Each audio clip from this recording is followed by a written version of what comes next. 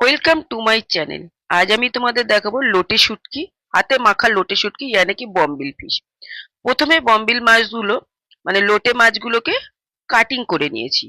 Dry cutting করে নিয়ে আমি ওগুলোকে গরম জলে, উষ্ণ গরম জলে আমি ভিজিয়ে দিয়েছি আধা ঘন্টা, এবং আদা, রসুন, কাঁচা লঙ্কা, শুকনো লঙ্কা এগুলো পেস্ট বানিয়ে নিয়েছি। দেখো আধা ঘন্টা পরে কিন্তু ফিরে এলাম, বম্বিল ফিশগুলো কতটা নরম হয়ে গেছে দেখো, এবং কালো জল বার হয়ে গেছে। এবার ওটাকে ভালো করে সুন্দর করে পরিষ্কার করে নিতে হবে, জলটাকে বারবার ধুয়ে দিয়ে পরিষ্কার করে নিতে হবে। এবারে আমি একটা পাত্র নিলাম। আমি কিন্তু সবসময় পছন্দ করি সরিষার তেলে রান্নাগুলো করতে। সরিষার তেলের টেস্টটা অনেক গুণ বাড়িয়ে দেয়।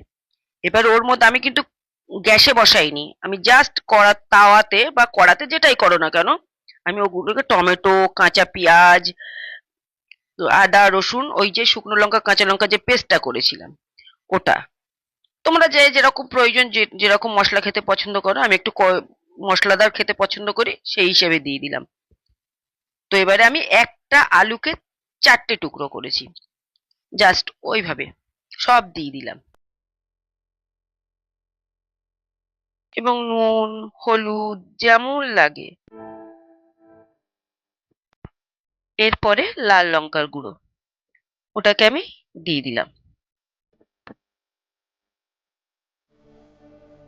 যেটাও কি বলতো, ধনে, জিরে, গোলমরিচ এগুলোকে শুকনো খোলায় মানে ভেজে নিয়ে আমি ড্রাই রোস্ট করে ওটা দিয়েছি। এটা আমার সবসময় বানানো থাকে। এবারে জাস্ট একটুখানি চিনি, চিনি কিন্তু দেখবে টক মিষ্টি একটা ব্যালেন্স তৈরি করে রান্নার মধ্যে। তোমার কিন্তু মিষ্টি লাগবে না, জাস্ট স্বাদটাকে বাড়িয়ে। তুমি যদি মনে করো স্কিপ করে যেতে পারো, কোনো সমস্যা নেই, তবে টেস্টটা কিন্তু বাড়ায়। এবারে আমি ধুয়ে রাখা সেই বোম্বিল ফিশ গুলো দিয়ে দিলাম। দেখো কতটা পরিষ্কার হয়েছে, সাদা হয়ে গেছে। তো এবার আমি ওগুলোকে, কেউ হাতে মেখে নিতে পারো, আমি চামচ দিয়ে একটা ছোট্ট স্পুন দিয়ে আমি ওটাকে মেখে নিলাম। খুব ভালো করে মাখাটা কিন্তু বেশ অনেকক্ষণ ধরেই মাখতে হয়। দেখো মাখার পরে ঠিক এমন পর্যায়ে চলে যাবে। এবার আমি ওটাকে আধা ঘন্টার জন্য ম্যারিনেট করে রেখে দেবো। তো আধা ঘন্টা পরে আমি ফিরে এলাম। এবার আমি গ্যাসের চুলায় বসিয়ে দিলাম। এই গ্যাসের চুলায় বসিয়ে দেওয়ার পর আমি ওটাকে একবার নেড়ে চেড়ে নেব।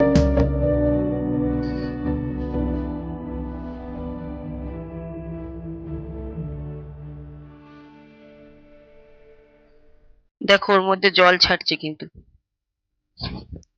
পেঁয়াজের আর টমেটোর যে জলটা ওটাই ছাড়ছে। বেশ ভালো করে কিন্তু গন্ধটা মারার জন্য আস্তে আস্তে তোমরা ভেজে নিয়ে গরম জল দেবে, একটু উষ্ণ গরম জল। সবসময় গরম জল কিন্তু খাবারে ব্যবহার করলে খাবারের মানটাও বজায় থাকে, প্লাস টেস্টটাও ভালো থাকে।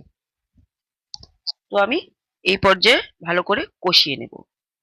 দেখো তেল ছেড়ে দিয়েছি, কিন্তু কষানোর যে তেলটা, এবার আমি ওতে জলটা দিয়ে দেবো।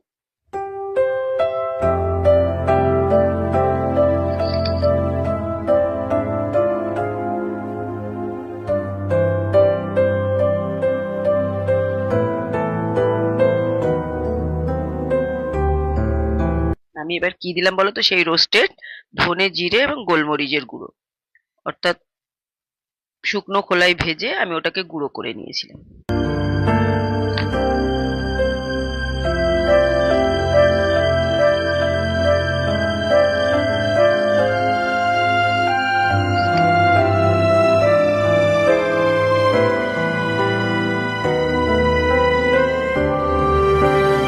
কি সুন্দর কালারটা হয়েছে দেখো, বেশ লাল লাল ঝাল ঝাল।